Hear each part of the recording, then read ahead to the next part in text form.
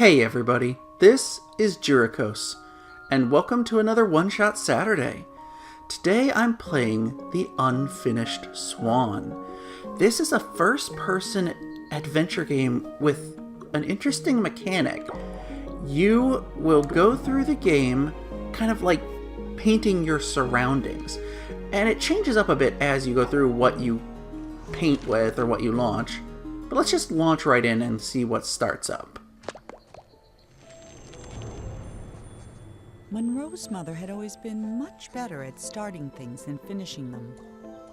When she died, she left behind over 300 canvases, not one of them finished, along with Monroe, who felt pretty unfinished himself. The orphanage allowed him to keep only one painting, and so he chose the unfinished swan that had always been his mother's favorite. But that night, he woke up to find the swan had disappeared. So he took his mother's silver paintbrush and followed the footprints into a little door he hadn't seen before. And that's all the story you get to start with. And you play as Monroe and you launch paint. You can use this to kind of get a view of your surroundings. You can see that you can paint walls. You can find pathways. You can't go this way. Just spread around a little bit to get a view of what we're dealing with. So you can see over here, there's actually a path. And then to the right, yeah. So it's really hard to kind of tell where you're going at first, but it's such a neat exploration method. And we'll find all sorts of interesting things. Like here, we've got, nope, I thought that was a path to the right. Ah, but we got something like yard tools out here, a bench.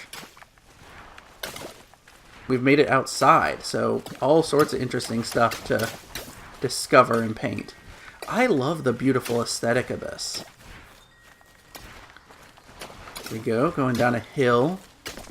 There's a lot of interesting things to find, and oh, there we go. You can finally see the swan's footprints. We've got to follow these along, and they will eventually lead us as the story goes on to each next objective. Oh, here we go. Water.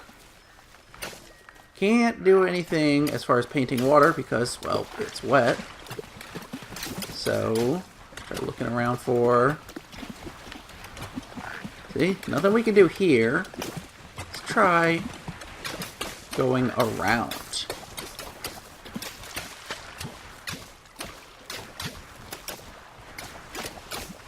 There we go. Got some footprints over here. I love being able to paint the reeds in the water as well. Gives it a nice little aesthetic. There we go. I was about to say there's got to be a path to continue around here somewhere. Here we go. We're making good progress. Ah, there we are.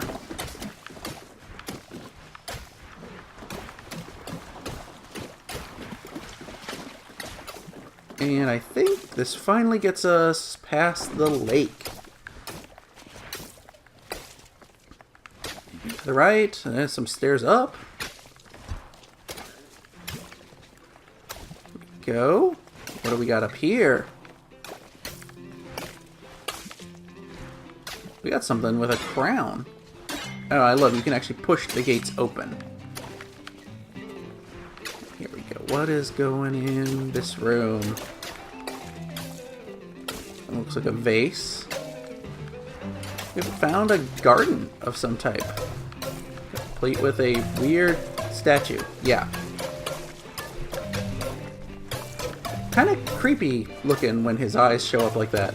I want to completely paint it. There's no real purpose to completely filling in all the paint for him, but I don't know. My completion side just really wants to do it.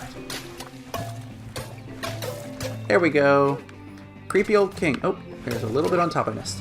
Got it. You can't paint his crown, which I find kind of funny. Alright, let's get some paint all around us there. And we got a door we can't get through. And look, you can see swan legs. Or some sort of legs. But since we can't get through the door, let's go up and over. This game also features some real interesting challenges. Like, there's a point where you have to get through, like, the whole first section without throwing any paint. So you just have to basically memorize the pathway and get there just on sound and feel alone. It's really hard, actually. I enjoyed doing it once. I'm definitely not doing it on the channel here because that's, well, it's fun to do. It's kind of boring to watch. But definitely a lot of fun challenges in the game. Now, here's a ladder. We can use that to get across. Oh, and we're going over. Hey, you can see a balloon in the distance. There's also, balloons are basically collectibles that you can shoot to collect. And turns out that wasn't a swan. That was a chicken.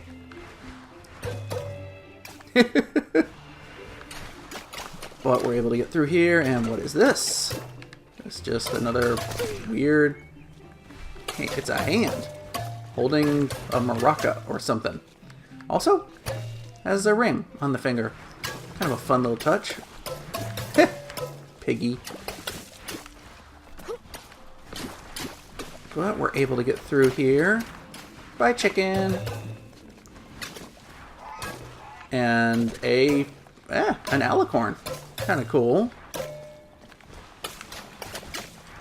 What is this thing? It's got... It's meat on a spit. That's so silly. And I do like that as you go, you can hear the swan. So you know you're going in the right direction if you keep progressing on, and you can hear him ahead of you. Okay, I can't get up from this side. Maybe the other staircase. It's been a long time since I played this game, so it's kind of like, you know, I know what I'm doing, but I'm also figuring it out as I go, so that's a fun experience. This is definitely one of those games that's good to, you know, leave and come back to later. Now, can I get it? Got it! You can buy things from the toy menu. You know what? Yep, see? You can, you know, throw dozens of them at once to make a giant mess, unlock different chapters, all sorts of neat stuff. These are pretty cool bonuses here. Yeah, I love fireballs with deadly accuracy. And some other interesting stuff. So, pretty cool there. What's interesting is the touchpad with the PS4 controller can actually launch them in weird ways. I find it much easier to just use the controller, though. Probably if you were playing this game on, say, like the PS Vita, the touchpad could be more useful. Oh, King Door. Can't seem to get through here, though. But just the default controls seem the best to me. Now, this wants us to go to the left. Knock down some boxes. But before you do, you'll notice this letter. The king was young, arrogant, and amazingly talented. He was convinced no color existed that was good enough for his garden, so he left it white.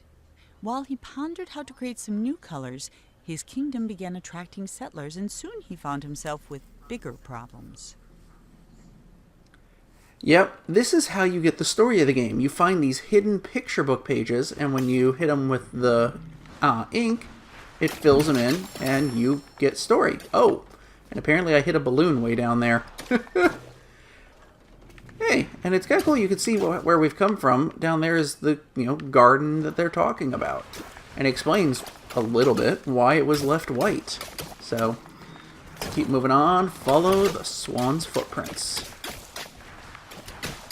Spray a bunch in the area. There we go. Now, what are we dealing with here? We got a house of some type.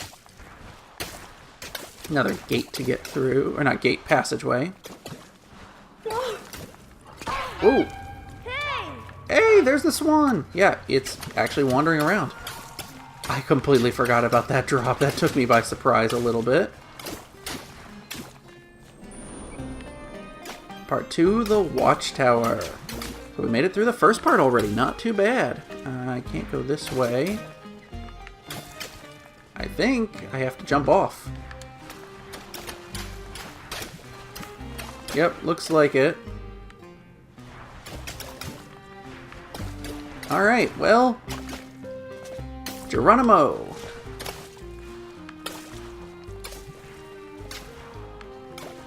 And we had the Swan go up. And up in there. So we can't go that way yet. Let's try going... Can we do anything with this? Nope. Oh! But we can drop down! And it drops you down, literally, it loops you. Kind of cool. So instead, let's try... Haha! Let's try dropping down on this side. And that's how we get through the door.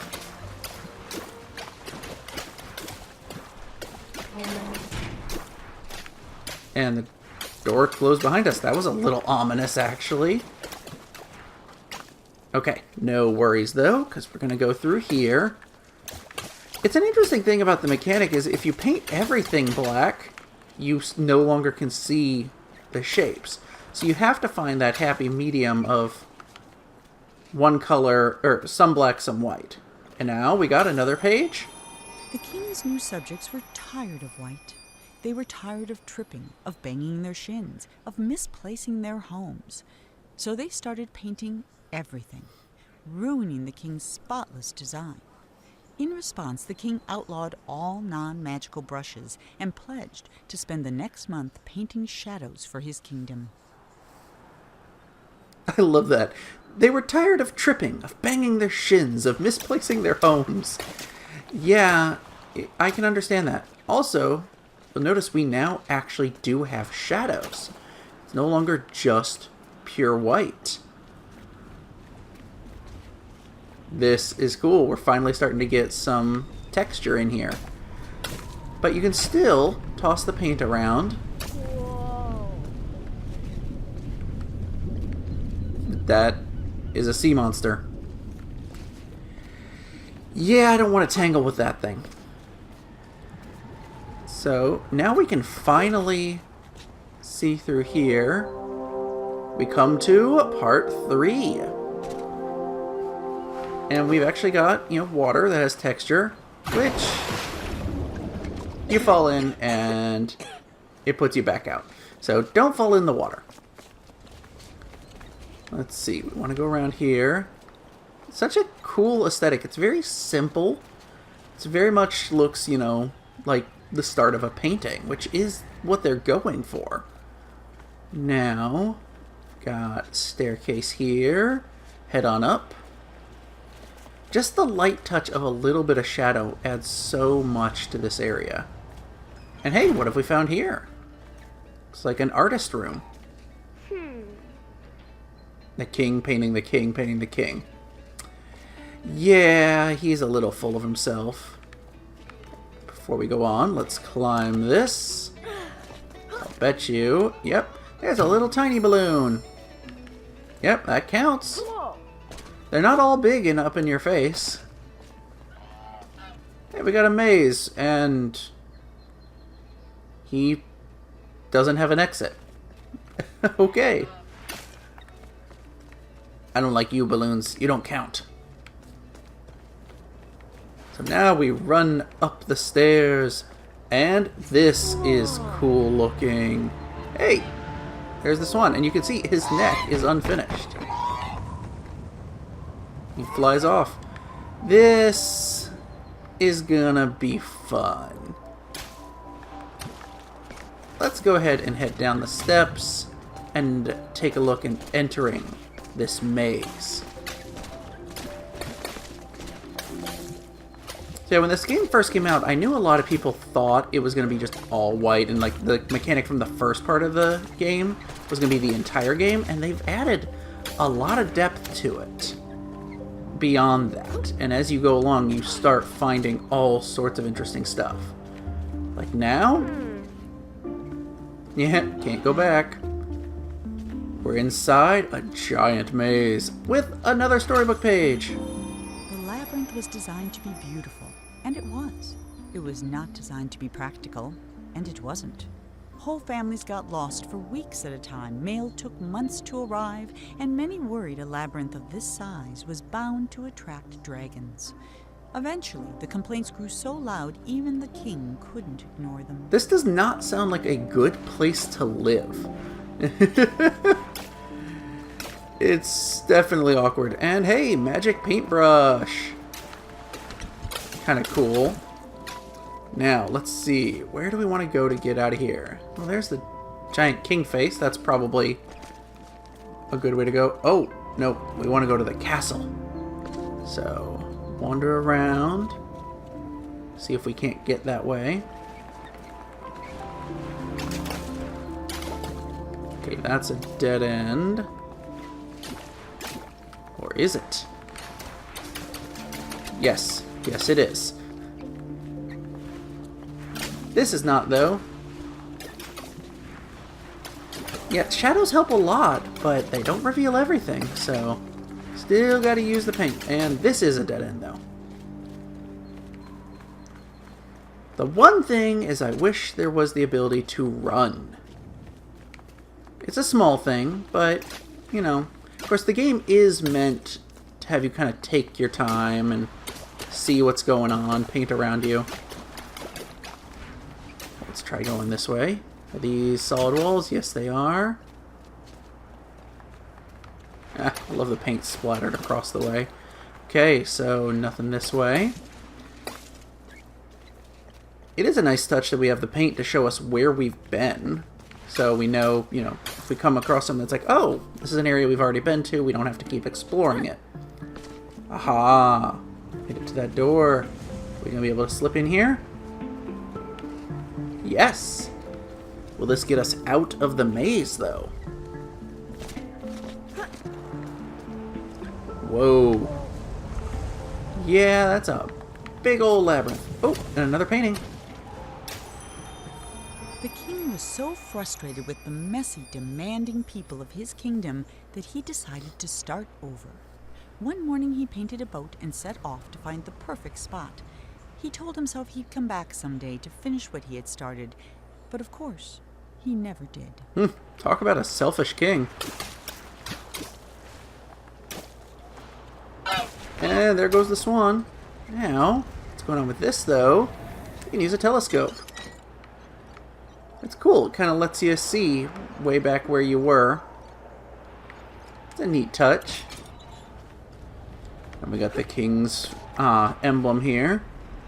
And we've got a hot air balloon with actual colors. Let's see where this takes us. For the first time in weeks, Monroe felt good. He felt even better when the wind pushed him close enough to reach the swan. He was feeling so good, in fact, that he forgot all about his fear of heights. But when the swan wriggled free and Monroe fell over the side, he remembered almost immediately. Oh gosh. That might have been the end of Monroe if this were a shorter story, but it isn't, which is why Monroe's troubles were just beginning.